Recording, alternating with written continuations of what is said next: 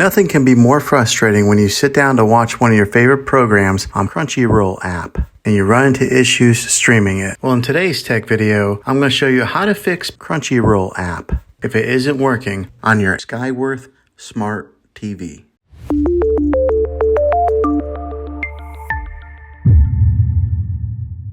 Let's see if we can fix your problems and get your Crunchyroll app back up and running as quickly as possible. The first one, it's the easiest one to try, and that is to unplug your TV from the wall outlet and wait 60 seconds. Now don't be impatient here, wait the whole 60 seconds, then plug it back in. This is very different from turning your TV on and off with your remote control. This is what we call a hard reset of your TV, so make sure you do this method. If that doesn't work, then find your router that is giving you Wi-Fi and unplug the power to that for 60 seconds. Then plug it back in. If it fixes it, great. If not, let's go ahead and move on to the next method. Try deleting Crunchyroll app on your TV. Go to wherever the apps are located on your system and remove the app altogether. Then reinstall Crunchyroll app again. After you reinstall it, you might have to log back in with all of your credentials, but hopefully this will work. And if that doesn't work, then I recommend buying an affordable Roku stick, Fire Stick, or Apple TV 4K and plug that into your TV and use that as your main streaming player. And you'll be able to access Crunchyroll app